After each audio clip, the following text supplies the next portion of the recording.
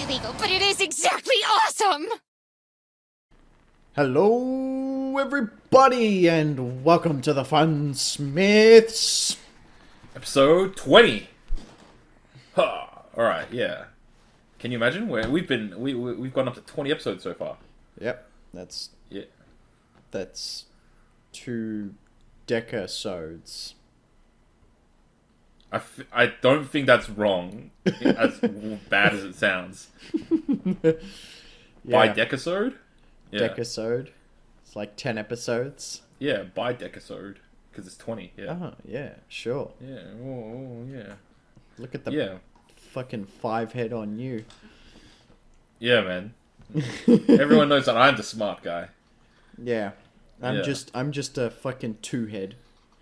Also, it doesn't make sense to me. So, like, there's this thing, this is how people make fun of each other now, to call each other stupid. Like, if you do something real smart, you're a 5 head, so you got, like, massive brain. Yeah. But if you're really dumb, you only have a 2 head. And here's what doesn't make sense to me. If you're a 2 head, you have 2 heads, right? So aren't you technically twice as smart as the normal person? Well, isn't the normal a 4 head? So 2 head is only half as smart as a 4 head, which is a normal head. 5 head means you're 1 level up. Oh, like a Is that 4 head. Yeah. Okay. Isn't that what it means? That makes a little more sense to me now. Yeah, but here's again. Also, here's another thing. Like, in terms of like intelligence and how smart people are, what people say is like meme level smart, like that 5 head, isn't even that smart. It just, like, in my opinion, that level of intelligence is only like, oh yeah, that's kind of like novelty sort of smart. When you meet some like really smart people, it's this level of like, holy shit, like I cannot comprehend like how to even be that smart. Like, I've met some like really smart people in my life, and yeah, when you meet people that are smart, it's never like, oh yeah, it's like, oh, that guy's really smart. It's always like a reverence or a respect of like, oh shit, he's really smart. But yeah, that's just some philosophical smart guy talk there. But yeah, welcome back to the podcast, guys. We've had another week to mess around with the new Targon cards. This is the second week that Targon's been out, technically. Like, second and a half. Yeah. Something like that. Close to the second, I think. Yeah. Closest. It's like partially through the second week, yeah. Remember we did the podcast and it had only been out for like a couple days. Yeah. And now we're doing the podcast again a week later. So yeah, got a bit of time to play with some of the new cards, let the meta settle down. I've still played very little like constructed. So I've been just using up all my expedition tokens. I want to get all those epic cards through my expedition tokens, and then I'll make constructed decks later. I've not been able to play very much, surprisingly. But you've been watching so many streams. Yeah, I've been watching a lot of streams, but I've picked up a little extra job on the side. Oh, okay, I see.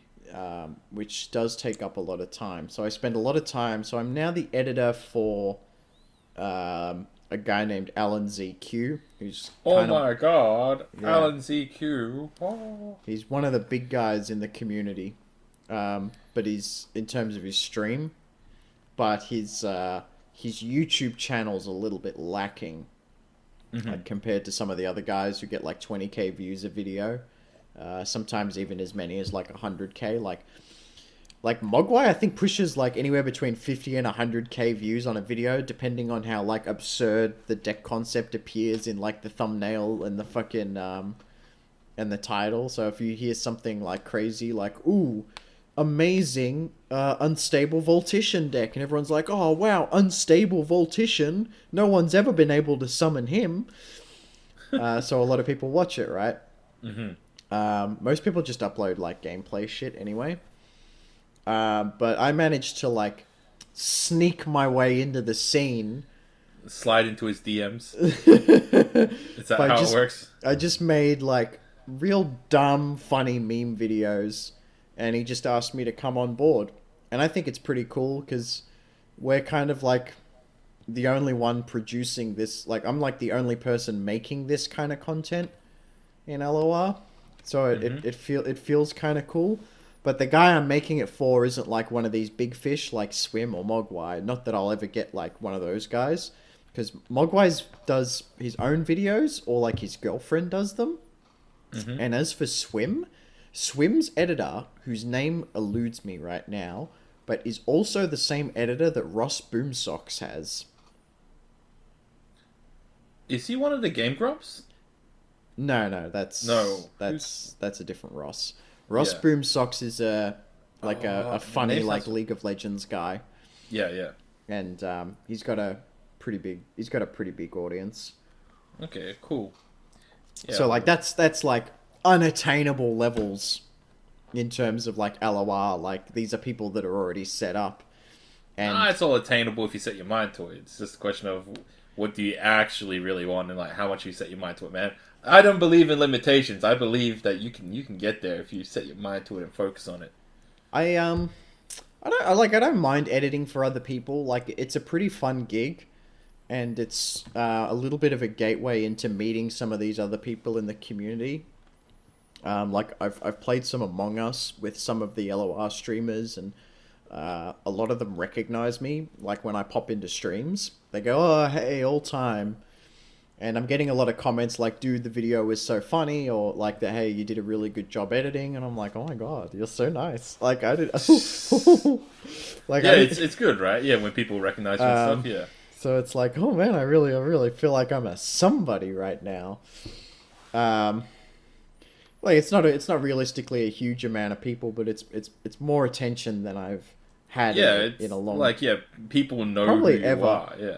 Yeah. Probably ever. I was gonna say it's probably the most attention I've had since like the Victor Show days and the and like when I was a part of T-Force way back in the day, like season 4 League of Legends. But it's right now it probably even tops that because T-Force never really went anywhere. But those guys are still alive today. Yeah, Somehow. It makes sense. Yeah, but yeah, no, like having fans is great. Like yeah, I've definitely had periods of time where people like kind of like were fans of my stuff, and so, yeah, it's really cool. It's a really cool experience, and people like talk to you, and yeah, they want to hear your opinions about stuff, and yeah, it's like it's a little bit of a dickish thing to say, but it feels good when you meet people, and they know who you are, but you don't know who they are. It's like I'm a somebody. It's really nice to be on that, not scream. So like. I've never been on that screaming fans level, obviously, but I imagine being on that level, like if someone like ran into you online or in public, they'd be like, "Oh shit, Victor, hey, what's up? Hey, like I saw your video the other day, it was really good," and like, oh, that's like really flattering for me, and I'm like, oh my god, thank you so much. There are some people in the community who DM me on Discord sometimes, and by the way, I've got no problem with people DMing me. I don't mind talking to people. So it's always nice when, you know, people send me this little message like, oh, hey, how you doing? Or, hey, what do you think of this card? Or, hey, I had this idea. Or, hey, fuck you. You look dumb. And your beard is crappy and you can't grow one. Have you gotten many messages like that? Like people No, I've never had a mean message like DM to me. Me either, I've had people, like when I was in T-Force, I remember the guy who ran the network was always very like short and backhanded with me. I could tell it, like, you know, you just get this vibe where they'll never tell you straight up, but you know they just don't really like you that much. Yeah, I've gotten vibes from that before. Like, yeah, I've even gotten vibes from people that just straight up don't like me. And I'm like, dude, I've never talked to you. I've never done anything to you. Why do you hate me so much? Yeah. And it's like, oh yeah, it's because you styled on or you beat someone that like I knew I was friends with. It's like, yeah, but like I got no problem with you. I didn't do anything to you, man. And it's just, yeah, and I wasn't trying to be a dick to this person. I happened to beat him at card games, real good.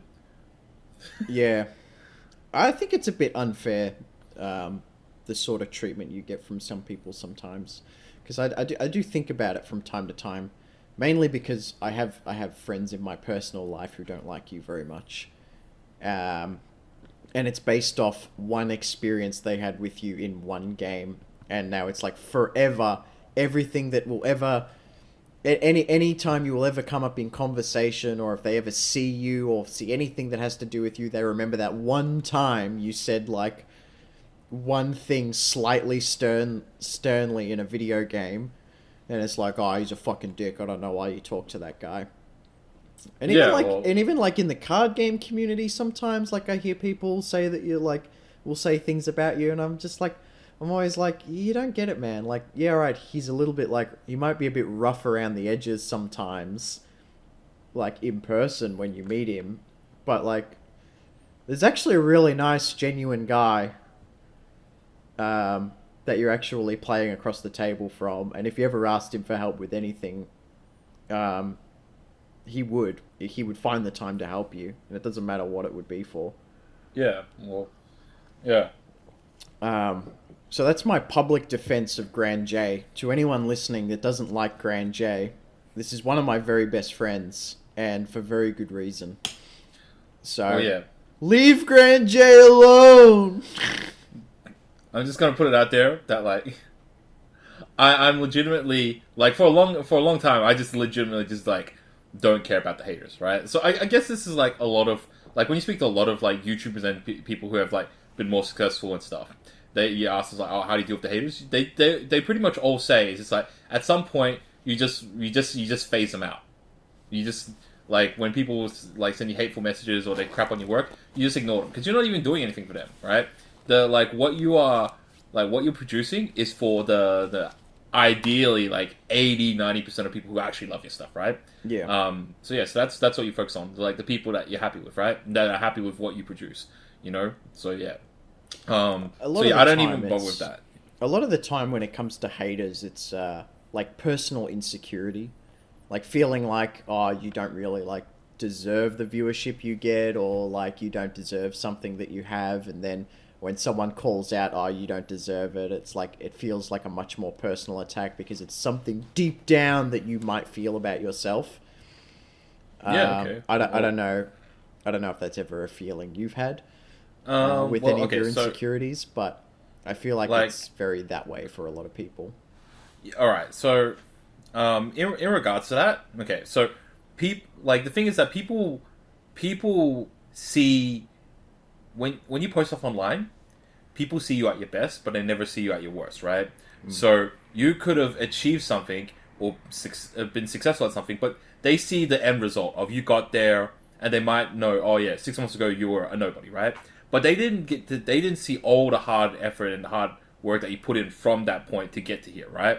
They just assumed, here's your start point, here's your end point. There's no way that a person like you should have ended up from here to here, right? But they didn't realize, oh yeah, you've been doing all this shit in between to get you to here, right? So yeah, because maybe in their minds they think, oh, if they were in this situation and they tried to get here, they couldn't get here like without some sort of bullshit that you sort of pulled, right? And I think that's why like booby streamers or like those female like Twitch streamers and stuff, why they got so much crap. It's like, yeah, because all these guys are just like, oh yeah, you know, like they don't believe that they could achieve the same level of success streaming and stuff, and they think the reason that these women got there is because they have boobs or whatever, right? So yeah, so like not to go too deep down that rabbit hole, but like yeah, a lot of people like I believe are jealous or envious of what they don't have, right? Yeah, and in my mind, like I don't really bother putting too much attention or mindset into thinking about that at all, because it's like, yeah, it's like all the time and energy that you spend thinking about that sort of stuff is irrelevant. You just focus on like building your craft. You just do what you do better and better, and if people want to commentate, they're free to have have their own thoughts, opinions, and commentary on whatever you do. But yeah, you just move on and you do the best that you can. Yeah, so I don't really get caught up about any haters or people that dislike me. And like yeah, like there are honestly some people with just like really shitty personalities, and you know there's no way you're ever going to be able to change them in the short amount of time that you get to interact with them, you know. So I just don't even bother. Yeah. Yeah. You don't know someone who is starting to get a surprising amount of hate in the Runeterra scene. In the Runeterra scene specifically. You're talking about a streamer, right? It's a streamer. It's the big fish. You mean Swim? No, the bigger fish. There's a fish bigger than Swim on Twitch? Is it Yeah. Riot Games? No, it's Mogwai. Mogwai's heaps bigger than fish. Oh, I'm sorry that I don't know. Sorry I don't keep up with the power levels of everyone's Twitch stream. Oh Swim? man, his power level this week is this high. So, like, Swim's going relatively unnoticed for hate at the moment. It seems like everyone has temporarily gotten over the Swim ropes too much meme. Mm-hmm. This is something I notice even in a lot of streams. It doesn't matter if it's Alan's stream or anyone else's stream. Mogwai comes up in conversation pretty often. And there's a reason for this. And it's because Mogwai is a lot of people's first card game channel. Like, they start playing a card game and then they're having trouble or they want to learn or something like that. They jump on YouTube, they type in whatever string of words related to the card game, and if it's specifically LOR at the right time when Mogwai is making LOR content, he's the first result that comes up, like 90% of the time. And they follow through and they rabbit hole on his videos, and he's like he's a fun, fresh, attractive, entertaining guy that makes fun decks. And then from there people move on to his streams, and a lot of people sort of hold him quite endearingly as like the first guy that, you know, they sort of watched and learned a lot from and things like that. And then a lot of people start moving on to other streamers, like maybe they start getting more competitive, they start looking at people more like the Allens or the Bruised by Gods or even the Swims, really, even though Swim does like to have a bit of fun himself. Swim's like an intermediate step before all those other guys. But it's always like the memeiest guy is like the biggest, and then the slightly less memey guy is a little bit smaller than him, and then the no-nonsense guys, we're all about like competitive and shit like that, they have like the smallest viewer bases. And there's sort of this weird elitism that some people get when they start moving away from like the meme channels, I feel. And so I feel like that's partly why Mogwai starts to get a little bit of hate. But there's one big thing that has even alienated some of Mogwai's own viewers, and it's so small, and it's a little bit pathetic. But it's that Mogwai isn't very interactive with his chat on stream. I mean, when I was watching him a lot, like he'd get so many comments, right, that he wouldn't read yours and respond to you. But you could see that he was watching chat, and like he would read out what people say and respond to what people say quite a bit often. It feels like he's not paying any attention to chat specifically right now when you watch him, because it's like he just doesn't see it and he's not paying attention to it. He's gone on stream and said that I'm not watching chat in game because I'm focused on the game and things like that, which is fine. It's fair enough. But a post came up on Reddit where like someone was like complaining that Mogwai doesn't pay enough attention to his chat anymore, and Mogwai seen it, and he put up a Twitter post that was like, "Oh, I'm sorry, I'll try and be better. I read a certain thing on Reddit," and then like a whole bunch of people like rushed to his defense really quickly. "Oh, there are shitty people. Don't listen to the haters," like things like that. Like it clearly like had an effect on him. And I felt kind of bad because I sort of understand where people are coming from when they say, "Oh, you know, I wish he would, you know, like talk to us a bit more when we came and watched the streams. I wish he would read our messages and things like that." Because it does seem like he isn't. So I sort of understand that part. But I also feel really bad because I don't think he deserves a lot of the hate he gets. And one thing I have sort of noticed is that he's a bit of a lone wolf in the community. He sort of like just keeps to himself and he doesn't like hang out and talk with all the other streamers and things like that. Like Swim was trying to get him on for like the entire time during those card reveals, he was like sending him message after message, like, "Hey, do you want to come on and talk about the cards on my stream? Do you want to come on and talk about cards on my stream?" And he never did. In fact, according to Swim on the streams, he never responded to those messages. He may have later on. So I really sort of get this vision of him that he's this guy that sort of doesn't really want to like be a part of any crews or anything like that. He's sort of like, he lives in a house with his girlfriend. He comes on, he streams every day, and then when he turns it off, the whole computer goes off. He walks away and he starts doing other things. He seems like one of those guys. You know what I mean? Yeah, and I completely understand that. Yeah, which is a very reasonable thing, I will admit. Like you gotta do what you gotta do to sort of get by, right? So some people are a lot more, they're a lot more connected to their social media and their connections and people, and certain people like him, probably like me as well, we are not that motivated, or internally we don't desire having that communication through social media, or maybe he just has a lot of stuff to do on his day, right? So, for example, like, even if I had, like, conversations to have on social media with you and other friends, like, if I'm working during the day, or if I'm running my business, it's like, yeah, I can't be, like, responding in a conversation all the time. I've got stuff to do, right? Yeah.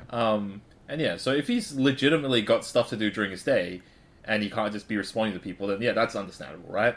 But it could also be the fact that, yeah, you know, like, if he gets too overwhelmed, or, like, his heads too much in the game all the time that he gets burnt out. That could be another reason. So, like, yeah, there's a whole number of personal reasons why he might not do it.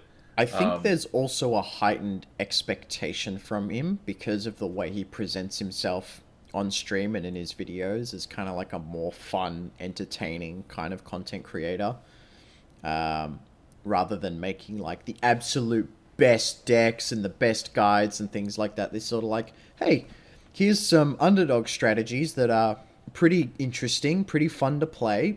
Might be a bit challenging or might not be, but also can, like, hold up to some of these more competitive decks or whatever. Or sometimes they can't. Sometimes he makes some pretty bad decks that he himself does really well with, purely because he's a really good player and not because it's a good deck. Yeah, which is the best, because then his fans start taking those decks into ranked, and then they start, and I just get to ruffle stomp them, and it's so great. yeah. Well, okay, so like there's a lot of things to break down there, right? So one is that, like, yeah, maybe he doesn't have the time or energy to communicate with more of his fans, and here is something that's more sort of business related. Okay, so one of the most important things in business is to be able to scale your service or product to more people, right? So in this case, it's partially that sort of community interaction and partially, like, more knowledge of the game, right? So obviously he can't be responding to all the DMs or all the messages saying, "Hey man, can you look at my deck? Hey man, hey man, hey man." There's no way he can do that on a one-on-one, right? But there are definitely tools or services or even people that he can employ to better handle these things, right? So it's like, for example, like a frequently asked questions type thing. So if he's getting a whole bunch of the same questions during the same month of release of Targon or something, right? He could just make, like, one video during the week where it's like, all right, here are the most common questions, and I'll answer them all in a video. Bang, bang, bang, bang, bang, bang, bang. Get someone to chop it up, edit up, chuck it up on the internet. That's him responding to everyone, right?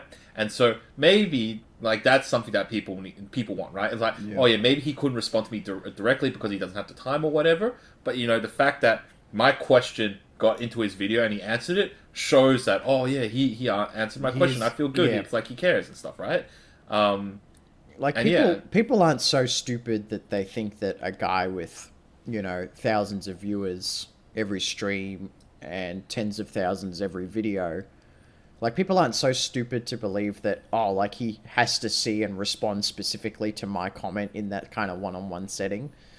So when people see like more like group involvement, like what you're saying, like, oh, here is a lot of things that I've gotten from a lot of different people that obviously it's rather than me having to answer every single one of those, which would take up my entire day, here's a video with just all of those things.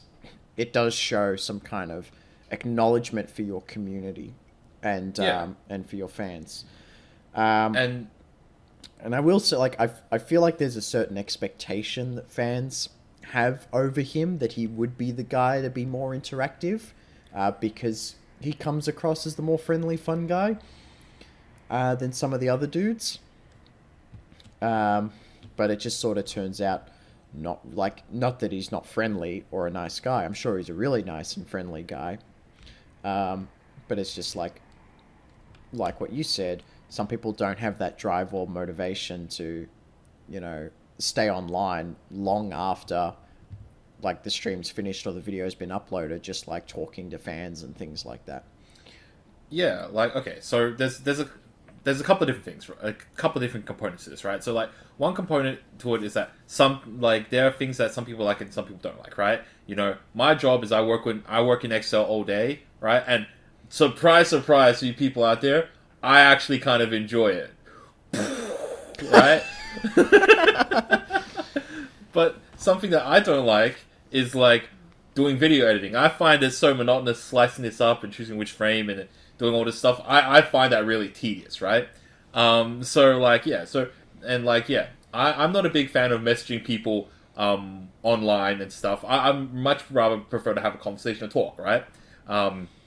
So certain people, they prefer to message backwards and forwards, right? I'm not one of those people. I think it slows down conversation. You have to wait for them to message back. There's no sort of communication of tone and shit. And I'm really pedantic about grammar as well and punctuation. So for him, that might not be his preferred method of communication. That being said, though, he should then, if this is a path that he wants to go down, he should then look at what strategies or what are better pathways that are more conducive to him to be able to communicate to his fans better, right? It could be like the YouTube videos. It could be like, I don't know, an Instagram live or whatever the hell, right? For example. So, or it could just be like a special like Q&A time where he's not focused on gaming, he's just answering questions, right? Well, it's funny you raise that point about like Q&A time.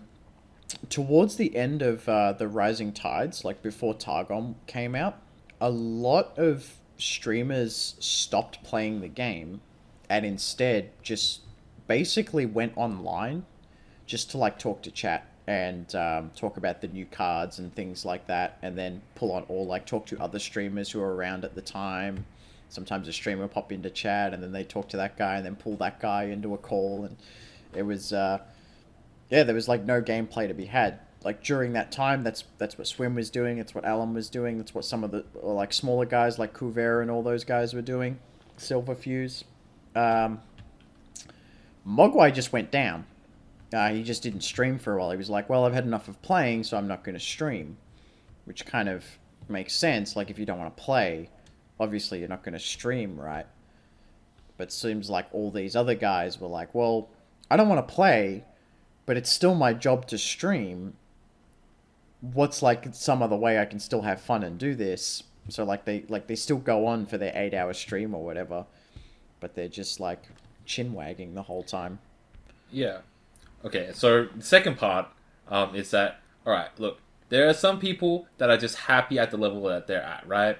Not everyone's trying to become Ninja, alright? Not everyone's trying to become a big personality, become one of the big names of whatever, right? So, yeah, and some of you younger viewers, you may not understand this, but as you get a little bit older and you start working in the workplace, there will probably be some guy at your office or at whatever job you're at who's been at his sort of medium level for 5, 10, 15 years, and you think, oh yeah, this guy's smart enough, or this guy's capable enough of getting to like a top level of in his organization or his job or his business, right? But he never seems to push higher, right? And you always wonder why, and they're just like, oh, I'm happy with the level I'm at. I'm making enough money. It's not too stressful. I don't have to come in at 7 a.m. every day, and I don't have to leave at 8 p.m. or something. You know, sometimes people are just happy at the level that they're at, and the amount of time and energy commitment that they have to put into it, right?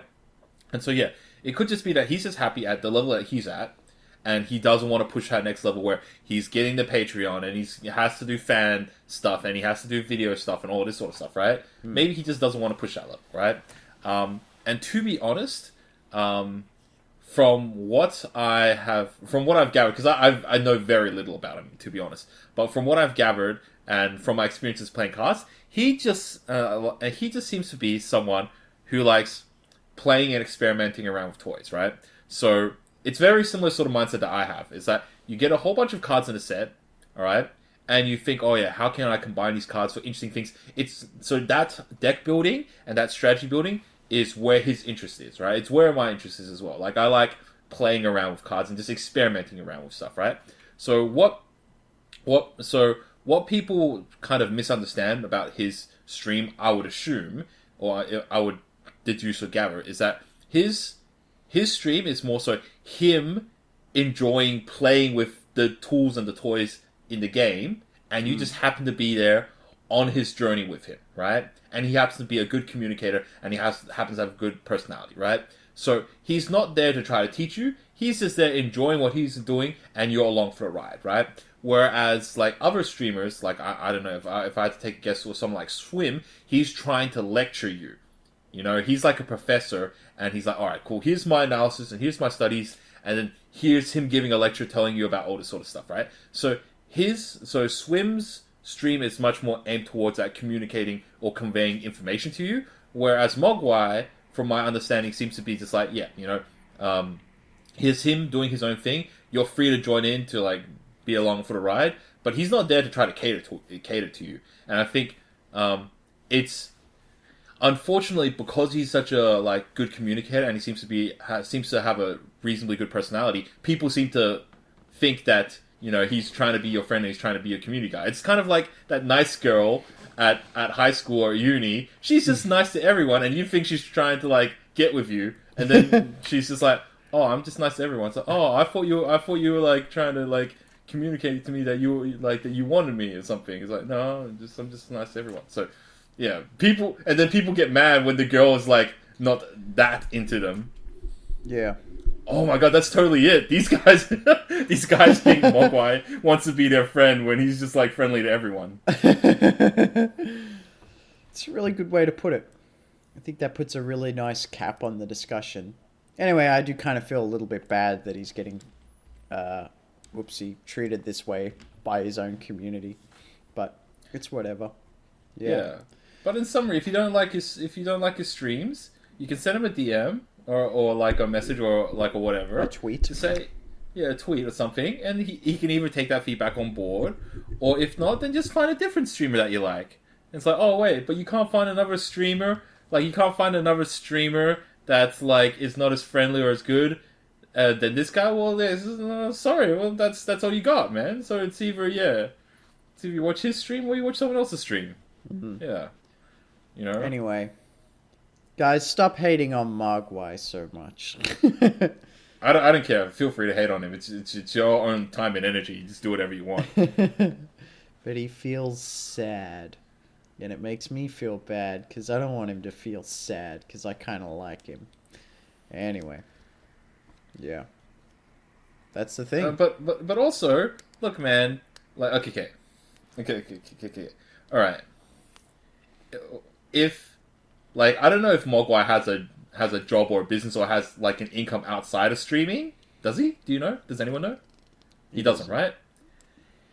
If his only income is streaming, then that means he's self-employed, right? If you're self-employed and you've gone to a certain level of success, you need to start putting money into your business, right? It's like, oh, if I was like an Uber driver and I wasn't paying to get my car taken in for a service or whatever, then that's my fucking fault. I should be doing that. I should be investing back into my self-employment, right? For him, he just needs to get someone to contribute a little bit. Like, he needs to like pay to get someone to contribute to like manage some of his social media or do more community shit or just like consult on some more of this community stuff, right? This is his life. This is his his way of earning a living. And sometimes you have to spend money to like make money. So yeah, if he's only got so many hours in a day, he needs to find someone, pay them to deal with some of these problems or to consult him. Yeah. If he needs it. Yeah. Well, no, it's not even if he needs it. He should. You know, he's clearly at the stage where there's a gap between what he can do by himself and what his business is wanting or desiring. Or, yeah. Yeah, so he needs to be consulting. He should be consulting professionals, anyways. Like, yeah. Fair enough. Do you see the Infinite Zephyr combo? No, like I saw briefly that there's something about that video that you made for Alan DQ. Something about a 5/5 Zephyr Sage. So here's the strategy. You can I sort of like Alan explains things, and I do this thing where just on like a black background, while he's explaining things, I'll put up the visuals, and they're a little bit animated, so they move around, and there are little effects that show you in a funny or humorous way, like how the mechanics of something work, just directly how he's explaining it, so to speak.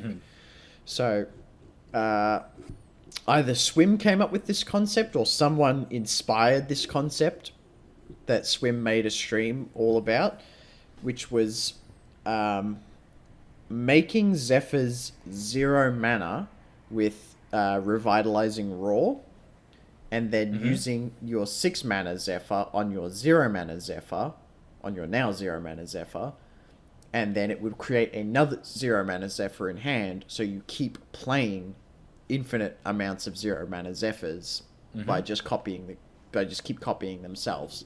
And it gets to a nigh unlosable position, because you've just always got units on the board. You fill your board up with Zephyr Sages every turn, yeah. Yeah, even if they want to spend 9 mana to ruinate you, doesn't matter. My units cost 0 mana. I'll just fill them right back up. Doesn't bother me. But it got a little bit more intricate than that. So the strategy now runs one single copy of Avarosan Hearthguard. Because Avarosan Hearthguard will buff everything 1/1 in your deck. So after he's been played, now Zephyrs are the only 5/5 unit in the deck. So now Bjergs will only pull Zephyrs, making the combo more consistent. So like your first, if you don't draw into your Hearthguard, your first Bjerg will pull Hearthguard, then you play Hearthguard, and your next Bjerg will always pull you as Zephyr. Then you Revitalizing Roar, and you're just good to go. It also incorporated one single copy of that new 10 mana recall card in Ionia.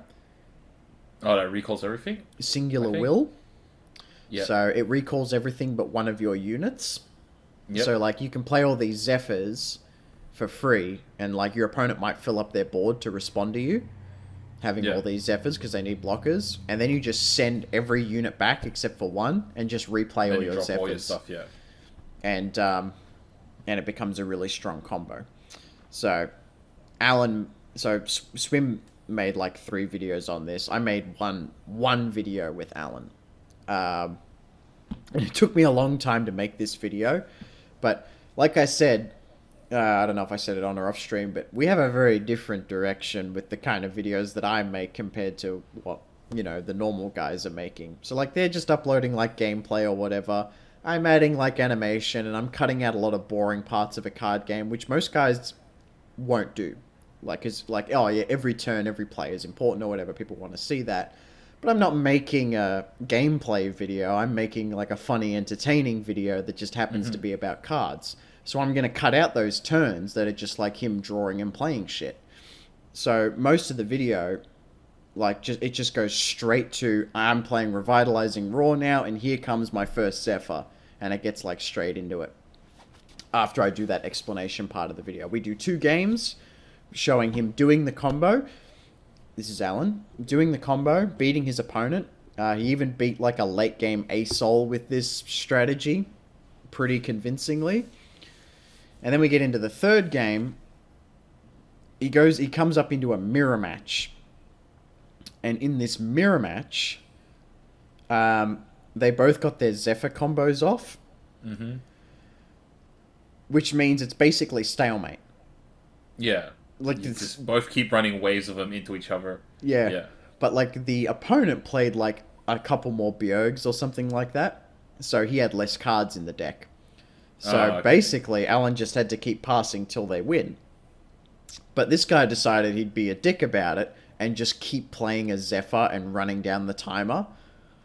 They played a 1 hour and 30-minute game on stream where this guy just kept running down the timer, playing Zephyr.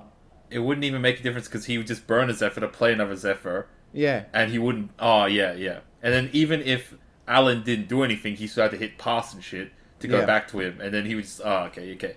So, like, it's going on for a little while, and then Alan goes, alright, cool, whatever. Starts playing Slitherio, like that snake game, on stream. And he's talking to the stream. One of the Riot guys shows up in stream to see what's going on. Like, a Reddit post goes up about it.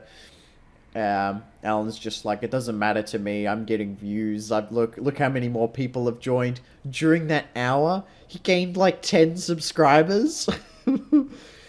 And then he starts watching YouTube videos. So he watched the previous video I made for him, which was about like a Tariq Lee Sin deck that he tried making. That was funny because he started off like, okay, let's check the win rate of the deck and then I'll decide if I play it. And it's like a 44% win rate. He watched that, and then he's watching, like, Casually Explained on stream. Oh, man, I love Casually Explained. An hour and 30 minutes. I had to edit that whole thing, which is basically me watching the whole thing and cutting out big chunks of just, like, boring shit. I put a timer in the corner so that you could see, like, how long the game was going for. How much time has passed, yeah. Put it down to, like, a 22-minute video, and then I uploaded it.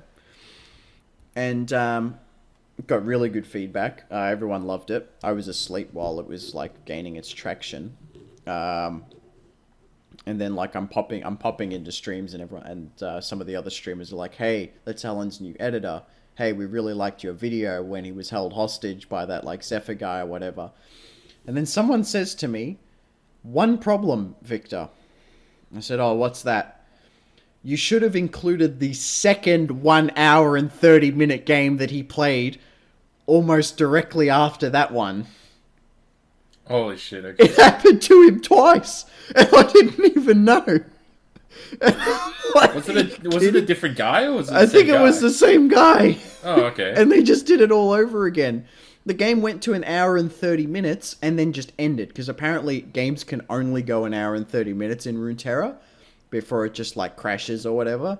Okay. It's kind of like when you reach the highest score in Pac-Man and then you just like can't play anymore because like the game just like fucking dies. Yeah, well, like in Pac-Man the game dies, but in Runeterra I'm guessing that they like they purposely made it that way to kill bugs and shit. Yeah, because like if two people like walked away from the computer, like they could just leave a game going like forever theoretically.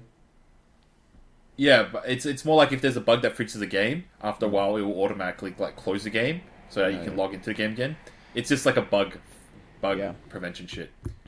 One thing I did do halfway through the video while Alan's talking about how this is not even a problem to him, he's getting all these viewers, he can run ads, you know, he's a streamer, he can play other games, he's gonna get he's saying on stream, I'm not even in there, he's asking chat, is all time here, we gotta put this on YouTube. My stream name, my Twitch name's All Time, by the way, not Victor. So he's already decided this is going to be a YouTube video. I'm not even there while this is going down. And I left a little Easter egg at that part. I left a few different Easter eggs during this part because it's kind of long. So I started putting in like editor's notes. Mm-hmm. So Alan's saying how much he appreciates this guy for doing this to him. And then I put in an editor's note. I actually have to edit this. It's taken me the whole day. I can't say I appreciate him as much as Alan does. Mm-hmm. If you've made it this far in the video, leave an F in the comments for me. There are so many Fs. Oh, it feels so good. all these commenters left me an F. And it's like, it's like a badge of honor. Like, everyone stuck through it and stuck through this video to see that part. Yeah, that's good, man. Yeah. I also left a very subtle Easter egg to Kaysen, friend of the show, and we had him on as a guest host. He says juice a lot on stream. He's like, "Oh, juice, boys, it's the juice." Oh. I don't know I can't remember if he said it at all during the show. But while Alan's playing the snake game, when he eats another snake, he's going, "Oh, juice, juice, give me the juice." So I started putting up the colorful word "juice" every time he said it, and then I messaged the Kaysen chat, and I was like, "Hey guys, I left you an Easter egg in the upcoming Alan video," and they liked that. I have friends. Yeah. That's cool, man. Yeah. So Is okay. I heard his accent. Is Alan CQ like German or Belgian or something? Polish. Oh, Polish. Okay. Yeah. He's played a lot of card games, but most recently before Runeterra, I think he was in Teamfight Tactics. He was playing that pretty big, but he's played like Artifact and I'm pretty sure Gwent and all the other like Hearthstone, all the other like card games, or like I don't know about Magic. I don't know how. He's almost certainly played Magic at some point. I mean, I would assume so. Everyone's played Magic. Everyone's played Magic. Yeah. Yeah. I was gonna say something else, but I was gonna say it's probably like one of the most fun videos I've worked on since I've been like an editor for other channels.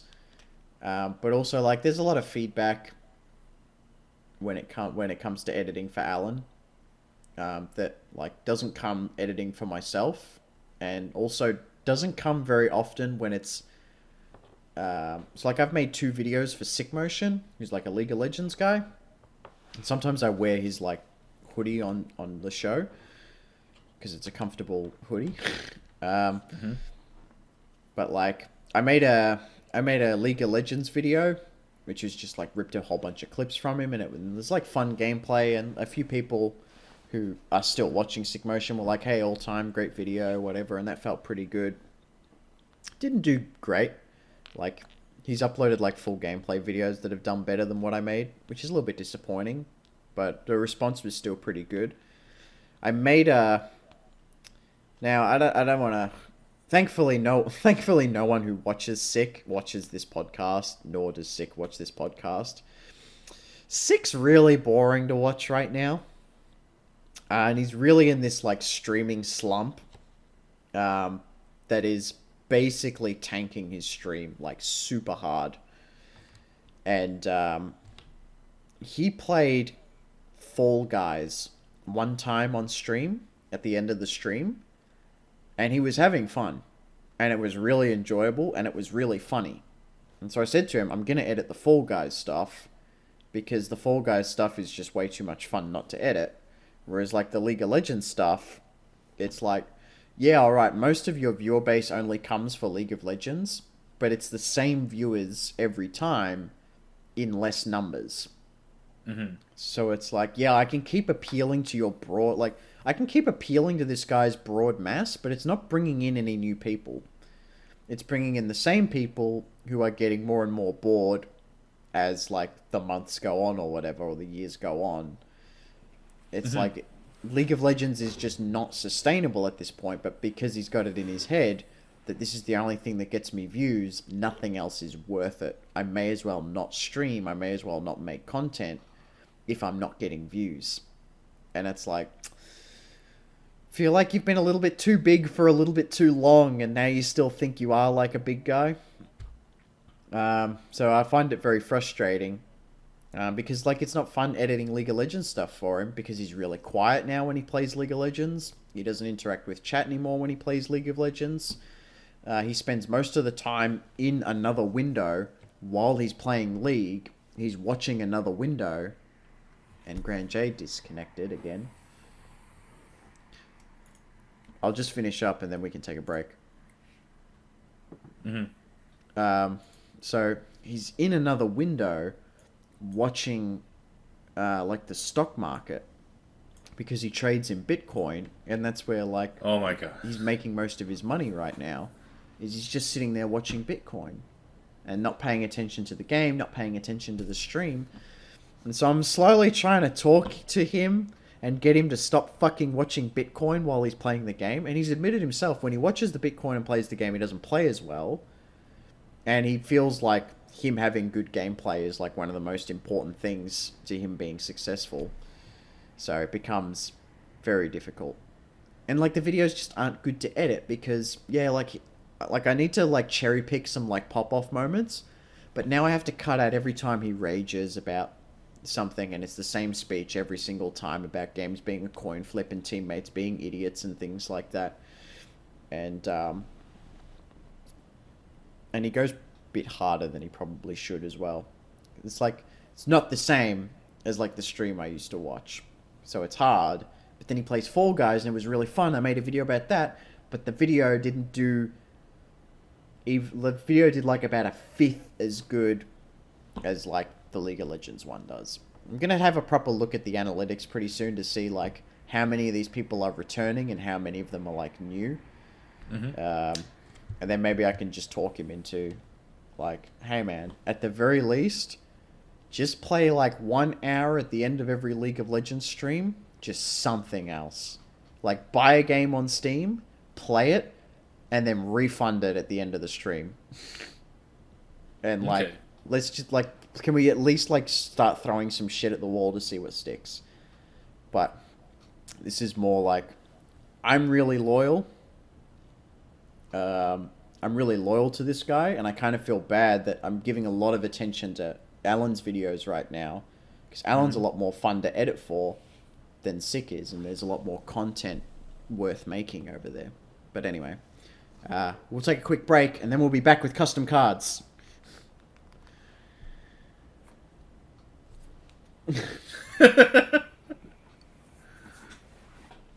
So, we are going to go to everyone's favorite part of the show now.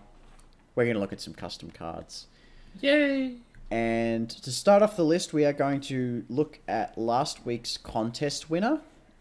And then we're going to move on to talking about the current... some of the cards that I've cherry-picked from the current contest.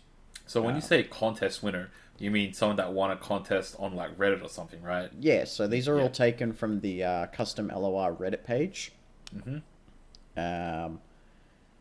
And they run like a weekly contest with a different theme every week. What was the theme that week?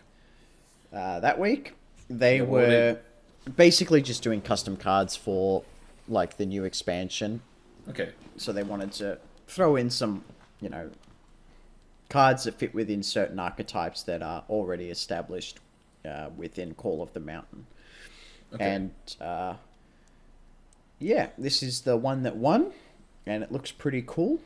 Why don't you introduce it for us? Cool. It's Volcanic Warp. It's a 1-cost 2/2. It's a dragon. It has Fury. When I'm summoned, the enemy summons a squirrel, and a squirrel is just a generic 1/1 token that your opponent gets. Just like a hare, or yeah. But yeah, so okay, cool. So this is the contest winner. Alright.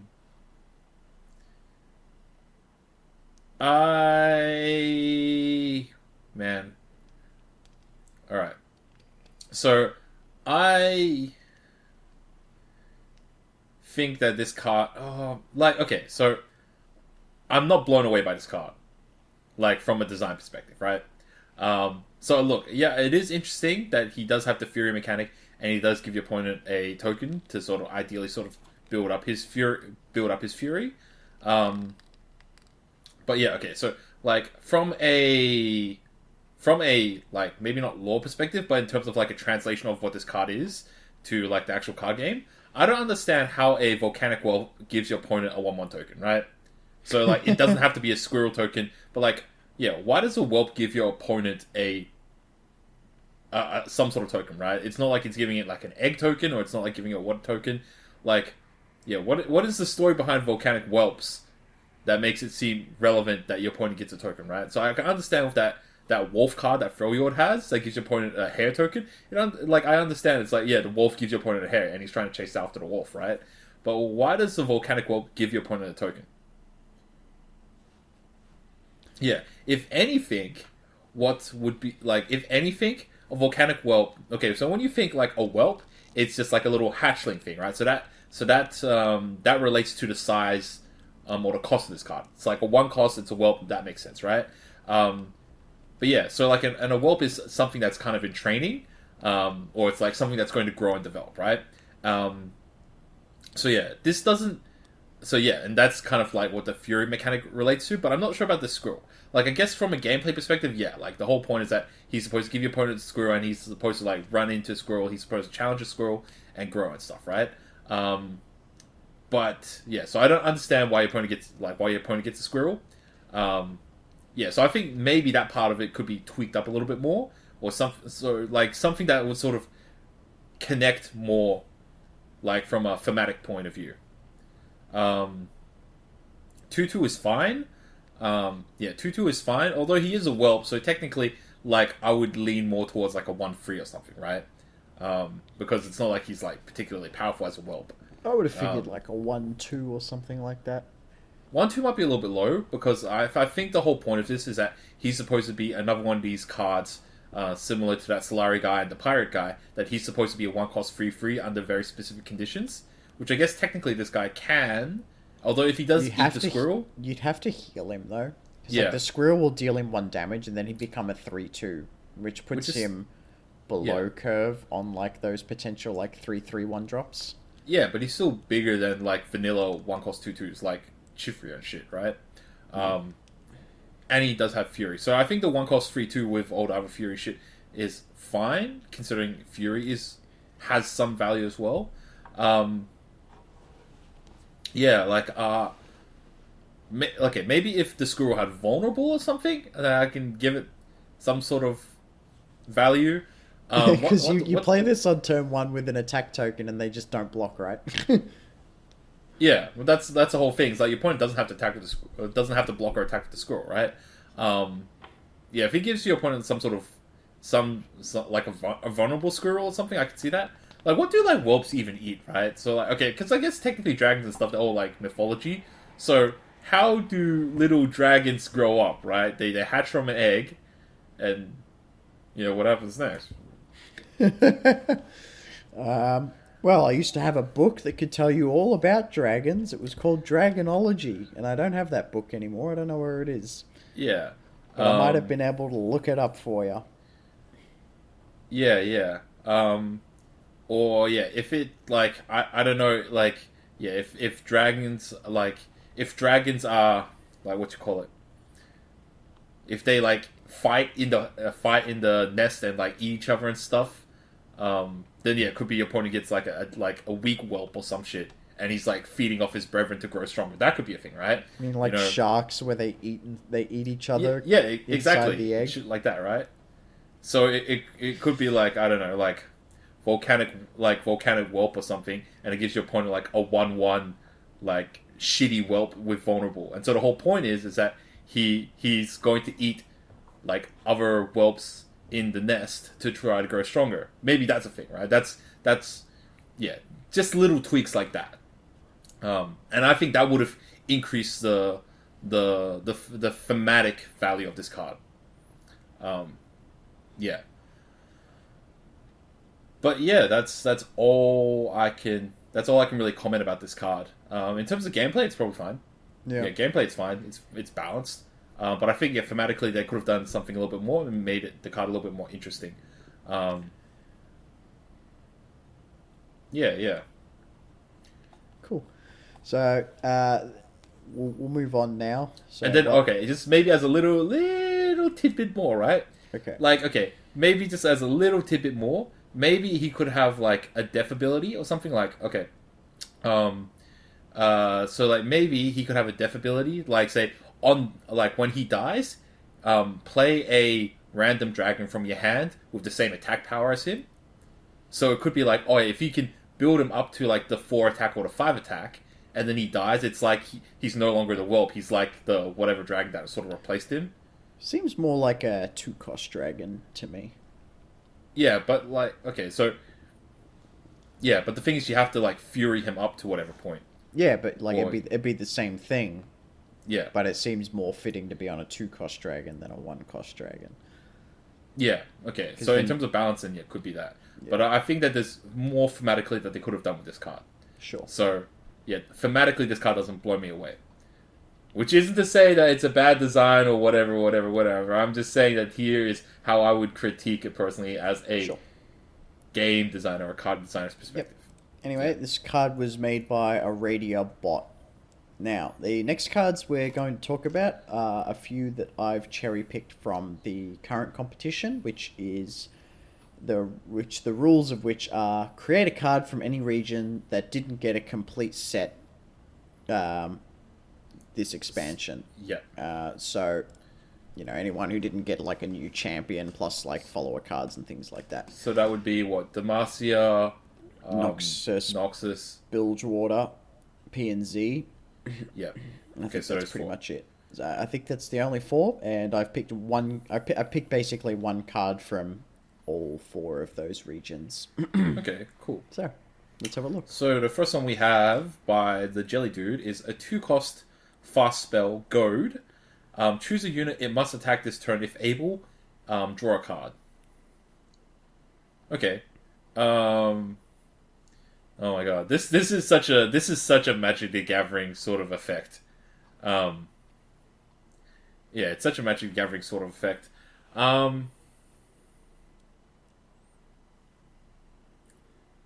Okay, so I can. It even looks like it might be Magic the Gathering artwork as well. 2-cost fast spell, Goad. Choose a unit. It must attack this turn if able. Draw a card.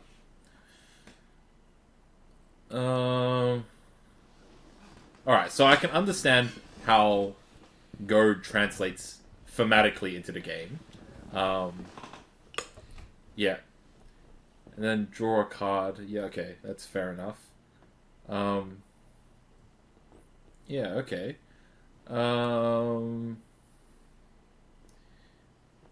Does it fit into a Noxus thing, though? Because Noxus is all about fighting and stuff. I guess the Goad technically is a thing. Like, the thing is, Noxus isn't really much about defending, so... Like, yeah, what are you blocking with? Yeah, right. And it's not like it forces your opponent to block, right? So Goad, if we were looking at Noxus more, Goad would seem more like give your opponent vulnerable, because it's like you're goading him into like fighting you, right? Or into like trying to defend against you, right? So like I agree with the concept of Goad making one of your opponent's guys try to enter, like forcing them into combat. But it seems like Noxus would be the sort of region that would force them to be on the defense rather than forcing them into being on the offense. So yeah, so in terms of like then how it plays into the current synergies and the current whatevers of Noxus, yeah, because Noxus is shit on defense. Like, they got a whole bunch of guys that can't block. Yeah, they have a whole bunch of guys that can't block, and that most of the guys are only really good on attack, and like it doesn't sort of really synergize into the overwhelm stuff that a lot of Noxus dudes have. I can see a potentially good deck for this card, and that's to run it with like the Battle Scars shit. It's like if you have that 2/4 guy like Scarthane, and he's like you have him on board, and your opponent has like a 2/2 or a 2/3 or a 1/1 or something like that. You goad them, draw a card, and then you take the block with your Scar guy. So you can like buff up your own dude while removing something. Yeah. Yeah, like right now, like okay, this card feels a little bit open ended, which like I guess because it is kind of like a broad design space. Yeah. If I were to personally make a goad card, something that I would consider is like okay, so it's like you're causing them to like want to like enter combat, right? So it would like the way I would see it, the way I would make goad or how I would design goad. 2 costs still seems about fine, but I would say something along the lines of, I would say make it something along the lines of like choose one blocking enemy and change what it's blocking. Yeah. So that would be another interesting thing. It's just like he wants to fight someone else, but then it's like you goad him into fighting a different guy, right? So that's something that I think is I think that is design space that is completely untouched. Like, it's very underutilized in the game right now. Because right now, I think the only other like card that affects placements with it. Actually, no, it's a couple cards that affect placements within combat is like Shen's Stand United, which switches dudes. So I think that would be a potential way to make this card be a little bit more interesting in design space. Forcing one of your opponent's guys to attack, I guess it's fine. Yeah. I'm a little curious about how a mechanic like that works in Runeterra's pass-based system. So, like, if you play this on your opponent, and then they can they now not pass? Like, do they have to attack, or do they have to play something? And then, if they do pass, if they are allowed to pass, then it wouldn't give you the option to end round at that point. So you wouldn't be able to pass back because there's a guy that has to attack. So then, if you press end round, like when you pass back, does it just go back to them and keep going back and forth? Both players to or requires both alternatively, players when you pass back, does that unit then automatically enter combat or something like that? So I'm a little bit curious about how it would work, and depending on how it works, how does it then become exploited? Because then if you open with this card, now your opponent can't like open a pass into you because they will have to play something or else they lose their attack token. Yeah. Because now this goaded unit is just run into battle. Yeah. So I think, if it was designed, I would assume that it just makes it so your opponent can't pass. Assuming they have the attack token, they just can't pass. Yeah. But then, that's kind of a bitch to program as well. I don't know if it's a bitch to program. But yeah, so my main issue isn't with the design space. My main issue is that it just thematically doesn't feel like this current iteration thematically doesn't like work into the Noxus kit very well. That's my perspective. Other than that, the card is fine. It probably has a decent space in something like Freljord, but I am a bit concerned just based on the mechanics of the card and how it affects the gameplay. Because depending on how this affects the gameplay, I feel like it could be a little bit game-breaking. And it's like, now your opponent has to, like, if your opponent wanted to play a big dude this turn, they now either have to play that big dude into some form of removal before they can, like, get your opponent to spend a little bit of mana to be outside the removal range. It's like, what you just do is just make it so your opponent can't pass, which means your opponent can still play dudes. Yeah, but they just can't pass. They have to use up the attack token, and this guy can contribute to attack before that's what I mean. Like, if your opponent now can't pass, they can't, like, pass to see what you want to do first, or to, like, try and get you to spend a little bit of mana or something like that before they start dropping their units. And it can lead into very, like, awkward situations where you now have to... It leads to some very interesting situation, because it means that, like, your opponent has to now choose whether they play a big guy, and then you as the other player can choose to, like, play more dudes or not. Yeah, this actually adds a lot of... if that's the case, it adds interesting strategic depth to the game. I like how it boxes players into certain sort of play strategies. I'm concerned about how restricting that can be on someone when you play it on them for a 2-cost card.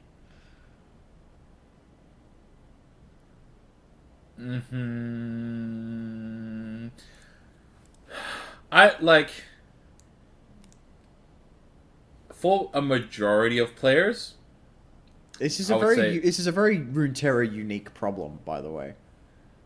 Like, this wouldn't be an issue in something like Dragon Ball, right? Because it's like, this unit has to attack this turn. It's like, okay, cool. Well, this unit attacks.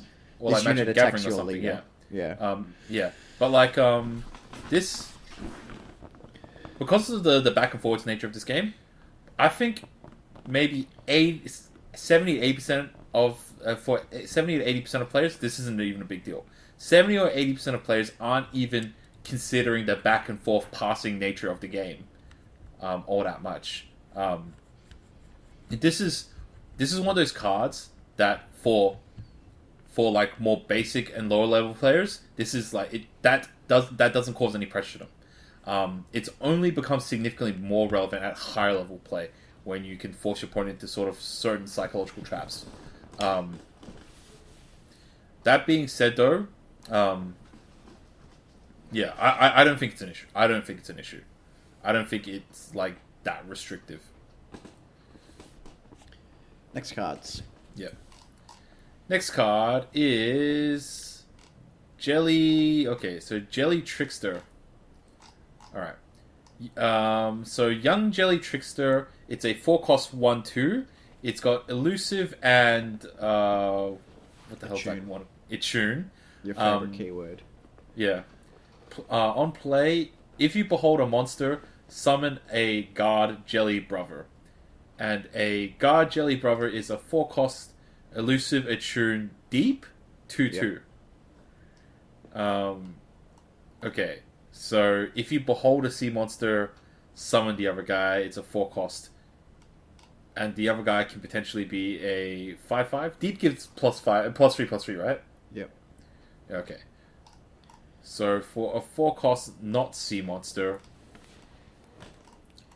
yeah, you can get a 1/2 and potentially a 5/5. Or if you play it on 4 without going deep, it's a 1/2 and a 2/2. But they're both elusive. And you have a tune on it. Young Jelly Trickster and Guard Jelly Brother. So okay. So alright, because this is 2 cards and they kind of like a lot of components to it. Like my initial thoughts is I like this so far. So disregarding the whole behold thing being maybe a throw your type keyword, if you disregard that and just say, oh yeah, like all cards can have all mechanics and stuff. Yeah, so the behold part, yeah, okay. I can understand that getting the Guard Jelly Brother.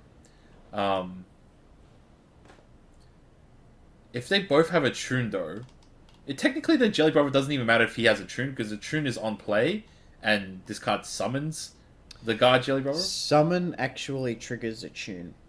Oh really? So if you get the 1-drop attune off that 3-cost guy, Petty Officer, it will actually attune you. Oh really? So okay. Playing this 4-mana card does actually give you 2 mana back. Yeah. Okay. Alright, so I think the attune part is pretty nice and interesting. I don't know if the Guard Jelly Brother should have both elusive and deep. Because that's a potential 5/5 elusive guy is pretty strong. Yeah, especially that. You get +3/+3 off the deep, right? Yeah, it's +3/+3 off deep. That's right. Keep talking. Yeah. So I think that the Guard Jelly Brother. Yeah, I can understand him being deep, but I'm not sure about the elusive part. Yeah, that's a very tricky, slippery slope to go onto. But then he's also a jellyfish, so I can understand the elusive part. But then, okay, then his stats need to be lowered. He should be maybe like a 1/1 or something. To deep, yeah. Like an elusive deep 1/1, I could see it. 2/2, I think it's just a little bit tweaked, a little bit too high. Especially considering that both of them have a tune. Realistically, I think you take away the deep, and you just give it like 3/3 or something. Yeah. Or even like a 3/4 or something. And then you've got 4 damage on the board in elusive, so that's still pretty good for like a 4-mana card that realistically is only a 2-mana card. Yeah, because it gives you 2 spell mana back. Yeah, so if you take away the deep and then like make it a free, I think it's pretty legit. But yeah, I think this is interesting. Like I can understand what this card's trying to do with the Jelly Trickster summoning Guard Brother, and how they're both elusive, and the tune is just kind of something random tacked on. Like there hasn't been a very clear explanation, or there hasn't been a very clear explanation for a lot of these like card mechanics, like Attune, and Behold and shit. Funny you should mention it. There was very recently a dev blog post where they talked about some of the design on the cards. I haven't read the whole thing, but I did read a little bit about the Behold mechanic and how they came up with it, and what the idea thematically is behind Behold. So it was obviously given to the trolls, like all the troll cards have Behold effects. And they were sort of talking about when they were designing units like Trundle and Uzgar or like all these other dudes, they're sort of working out how they can give them certain effects and the conditions or whatever, and they couldn't find something that felt right. And then like someone walked in and said, well, these troll guys are always worshipping like the strongest dude in the tribe or whatever, or they're always worshipping like the strongest thing out there. So what if we found a way to force these troll guys to be played with all these massive like late game units, and then it turns it into like a completely different deck to what they were originally playtesting with. And then like very shortly after, they came up with Behold, which of course is a mechanic they were using to force you to run 8 cost cards in your deck, and then have enough of them that if you drew into them, then your little guys could get bonuses because you were holding onto these 8 cost cards or whatever. Mm-hmm. So sort of the theme behind like Behold 8+ was the small trolls look up to the big trolls. Yeah. So it's like they need to have like a troll leader backing them up, otherwise they're just like wimpy punks. Yeah. Okay. Cool. So I guess in this case, like if you're beholding a sea monster, It's the like, guard Jelly Brother comes out. So it's like it comes out to protect you from the big scary sea monster, but it's like your sea monster, so it's a friendly sea monster. Yeah, or it's kind of like the entourage that like comes out before the sea monsters or something. I don't know, but yeah, like yeah, it's like we don't need to dig too deep into this. But like this Attune thing, I still have no idea about the Attune thing. Yeah, that needs more explanation because it wasn't even like put in, like it was just like such a randomly tacked on keyword for Bilgewater. The whole Attune thing. Yeah, so yeah, it's like, yeah, I think this card's interesting. Yeah, I think this card's interesting. I think it does some interesting things, and I like it so far. Yeah, just like tweak the deepness of it and the stats. I think would be good. Yeah. Okay. Yeah. Cool. Next card. That was made by Dakion, by the way. Cool. So next card is Zone Clockworks. It's a free cost 2/2 for Piltover. When you summon a unit you did not play, refill spell mana equal to its cost. Okay. That's interesting. So I guess it supports decks that summon units, especially tokens and shit. Yeah. And it refills their spell cost. It refills you and spell mana. So it's not like it becomes particularly overpowered if you summon high end cards, because the max you can get is only free spell mana. But considering how a lot of the cards that you are using to summon cards happens to be spells, it kind of works into all of that. Zone Clockworks, I can understand that because it's just kind of like, yeah, it falls into that whole theme of like Piltover making stuff and like, yeah, when you summoning a unit, it's kind of like as if you're creating a unit. So, yeah, I actually like this design.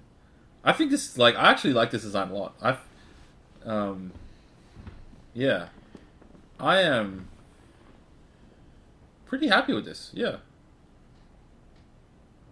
I think this one's pretty spot on. I like this one. He's given a, unlike the previous guys, there is a little bit of explanation behind some of the design choices that he's used here. Okay, I'll read it out. So, an overall simple card that looks to bring synergy to new cards.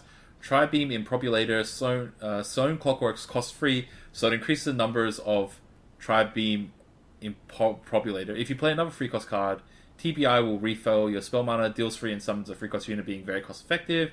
Monkey Business, whenever you summon a Powder Monkey, Sown Clockworks will refill one spell mana. Because of that, you can start rolling with the Powder Monkey package. Fort of Fallen also has some synergy with Sown Clockworks, but I don't think it's enough to justify playing them together. Okay, so I guess that he designed this more to work with certain cards that were released in the this mini set or the mini releases. But yeah, I like this card as design in just general. It deals with unique properties of this game. Yeah, and it gives you it does interesting new things, and yeah, thematically it sort of fits in. So I think this is pretty good. Yeah, it feels pretty good. Like, stats on 2/2 seems fine. The effect seems pretty good. It seems to have a lot of scope that it can be sort of played in, and thematically in the right region as well. So overall, I think this is pretty good. I like it. Yeah, not much that I can sort of really commentate on this. I guess he's got more of a idea of what he was trying to, the cards that he was trying to design this for, like Tri-beam and Populated and stuff. But this card, I think, from a design perspective, just in general, really works. Really works for me. Nice. Yeah. This one was made by Gieru. Yeah. Sorry, not more feedback, but I actually like this one. Yeah. And next card is a champion. Shyvana, 6 cost 5/5. It's got Fury, Challenger, and Tough. Allied dragons have +1/+1. I deal 1 more and take 1 less from enemy dragons. Level up is round start. I have 8+ attack, and then on the leveled up side, it's a 6 cost 6 kicks with the same stuff: Fury, Challenger, and Tough. When I level up and round start, grant allied dragons +1/+1. I deal 1 more and take 1 less from enemy dragons. When I die, I return to my base form, which is her unleveled up form, I'm guessing. And her signature spell, Shyvana's Dragon Descent, 9 cost bursts. An ally strikes an enemy, costs 1 less for each buffed ally. You have shuffle a Shyvana into your deck. Well, I'm not sure about burst speed striking. Yeah.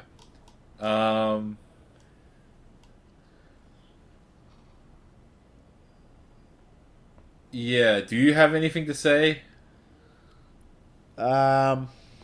So I grabbed it because it was the only Demacian card that was on there. Mm-hmm. And I was like, yeah, cool, we'll finish off with a champion or whatever. I didn't really take a proper look at her before. I normally do a tiny bit of screening on cards before I put them on the show. I didn't really screen this one. So I don't want to be too mean about what's happening here. I think I find 3 keywords to be a little too much on most cards. Mm-hmm. Maybe it's not terrible here. I don't think she needs tough, for example. And I'm not sure I'm super keen on... So, deal 1 more and take 1 less from enemy dragons. It's kind of like a dead effect in certain matchups. I don't like the idea of this is a effect on a card that is only useful within as a hard counter to a certain matchup, but it's also the exact same matchup that you're currently running in your own deck. Yeah, because I synergize with dragons, and I have counter synergy against dragons or some shit like that. It'd be like if Braum had an effect that's just porous deal me no damage or something. Yeah, right. Yeah. And it just seems a little odd. Um, I'm I'm keen on ideas around like level up conditions that are fury, that like, oh, you have fury and it requires you to get your attack up. Like it's sort of a little bit touched on ASOL, but with ASOL, instead of getting your ASOL to fury up, you normally just play him, don't attack with him, and just play another big unit next turn and flip him. Hmm. Whereas Shyvana requires you to get her own attack up, and it has to be round start as well. So you have to grant her either permanent buffs, which are not easily accessible, which are not really accessible in Demacia, so you have to reach out to other regions, into like Targon or Freljord. I guess if you wanted to, you could like go Noxus and Brothers Bond or something like that, because Brothers Bond's permanent.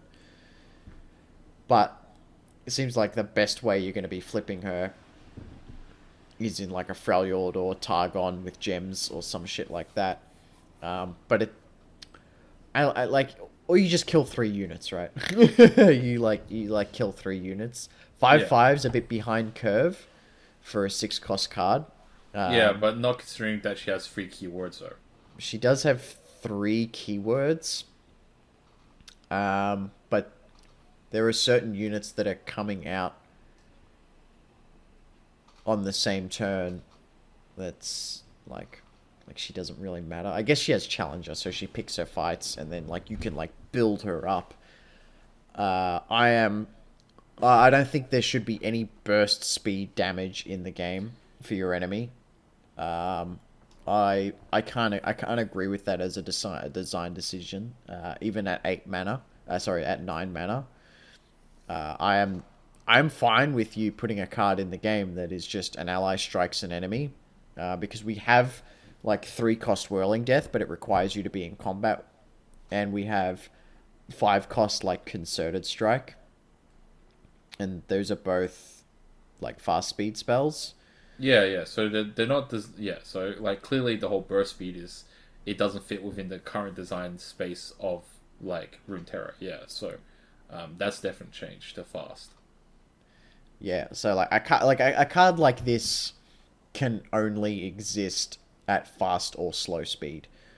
You you can't have burst speed removal in the game. There's nothing to react. There's nothing you can do. Like if your opponent has like a card like this in hand, it's just like, oh, this important unit you have right here. See you later. You don't get to like juice it up or anything like that. Yeah. So that I agree with. Overall, this entire package, I am not a fan. Yeah, I'm not a fan. Like I think there's not like this isn't a very interesting design. Yeah. So like Shyvana's Dragon Descent, effectively it's just an ally strikes an enemy. Yeah, an ally strikes an enemy, and yeah, it costs less for for each buffed ally. So it's like what, like somewhere in between concerted strike and single combat. It's just like a striking type thing, but it doesn't really it doesn't really sort of give you thematically what Shyvana's Dragon Descent would actually be inside of like League of Legends, right? It's where she transforms, it's where she's like jumping in, attacking or whatever, right? So that's a whole lot of design space that doesn't get brought into this card, right?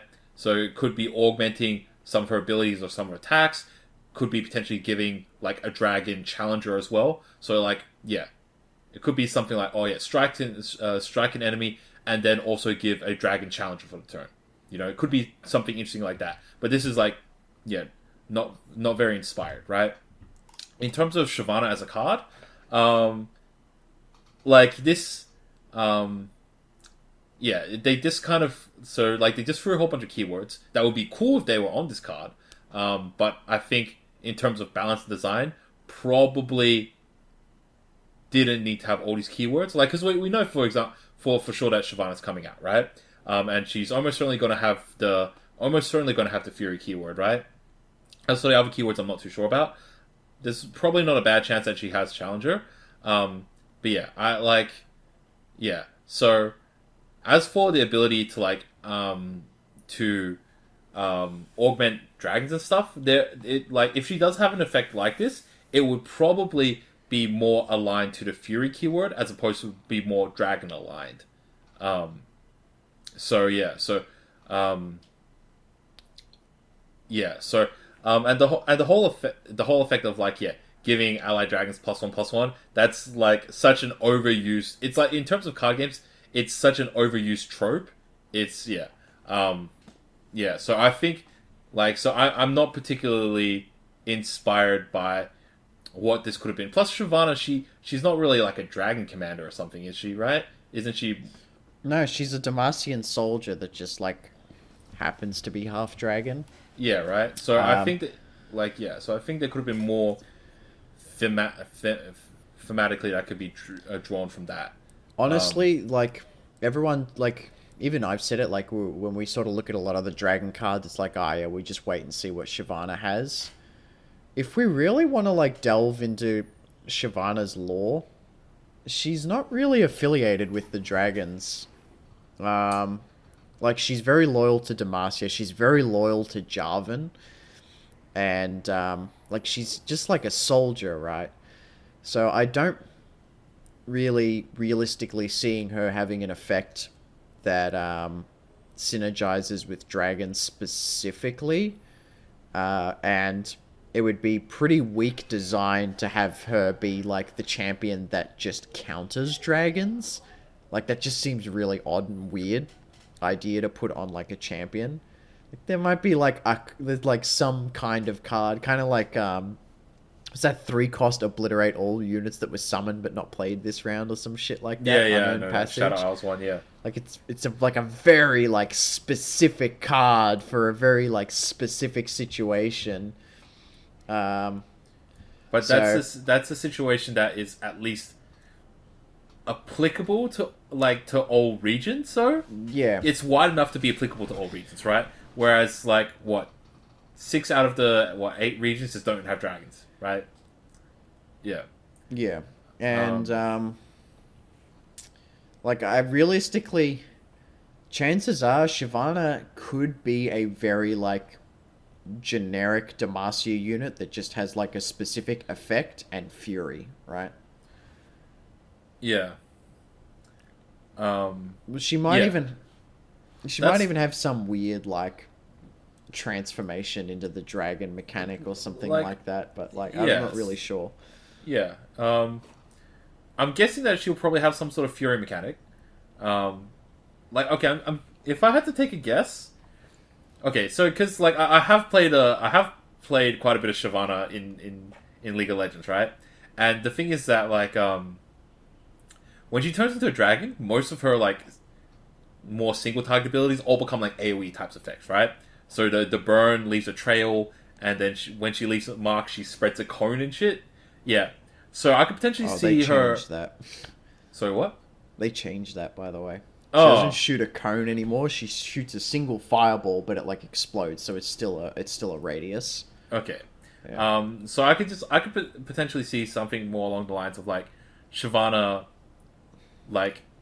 when she's in her unleveled form, is probably her human form, and I don't know, she fights good, right? But then when she levels up, I would take a guess that when she levels up, which is probably going to be fury related, so probably something to do with her stats or something. When she's in combat, she's probably just going to spread damage to everyone in combat, to all enemies in combat. I'm guessing she would have some sort of AoE thing like that. Plus, which synergizes well with her fury, because if she happens to lethal dudes out with her AoE, then she also gets fury stacks from that as well. Hilariously, I shit a little bit on Shyvana's stats in this guy's card design. Because she has dragon on the front side, her cost can be reduced by the 2-cost Herald of Dragons. Oh, okay. So she can be. So she's a champion that you can play cheaper.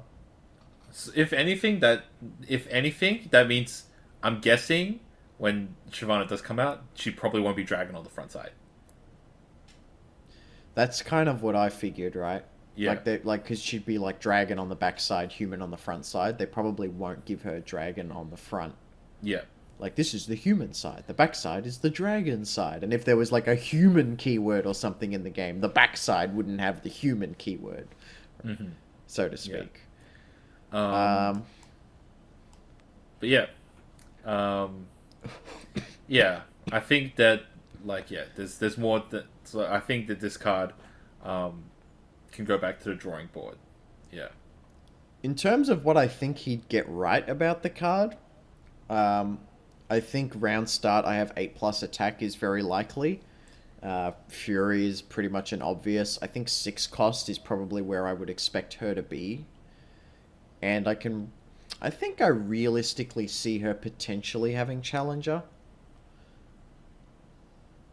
I think it's got potential. I'm not sure the front side would have Challenger, but like in his case, because the dragon effect is pretty irrelevant, I could then see the Challenger being a thing. Yeah. The issue with So if like anything- Shyvana in game is that like she doesn't have very like characteristic moves, right? It's just like this is my fire attack and this is my other fire attack and Yeah. Like This is plus me turning it- she's yeah. she's not like she can't engage without her ult, right? So yeah, she has to just run up to people. I remember that. You just have to run up to people with your flames on. Yeah, so it doesn't like so thematically it wouldn't make sense in my mind for the human or the front side to have Challenger because she doesn't challenge people. She has to run up to people. She has to chase them. Yeah, but in this particular design, how it's based so much upon the Fury mechanic and basically the effect of like allied dragons and shit is pretty irrelevant. Like, what if right, Dragon's Descent was a burst speed card that instead of just making you strike an enemy, started a new combat with just your unit and an enemy unit. So like she very suddenly appears and now you're like in combat with her. Oh shit! Like even if you don't have the attack token. But like it wouldn't be usable in combat. Oh. Because you would already be in a combat, so you couldn't cast a card that starts a new combat. What's the difference of that in like in single combat? There are certain things that can be played that are now not playable, I guess. I don't know. It's kind of cool. Like It's like you can't play Whirling Death in response to like single combat. Like there are cards that can't okay. No, alright. Okay, that's some really niche, really niche stuff. Yeah, nah. Like, I think that there's a lot of different ways that... You also can't deny Dragon's Descent.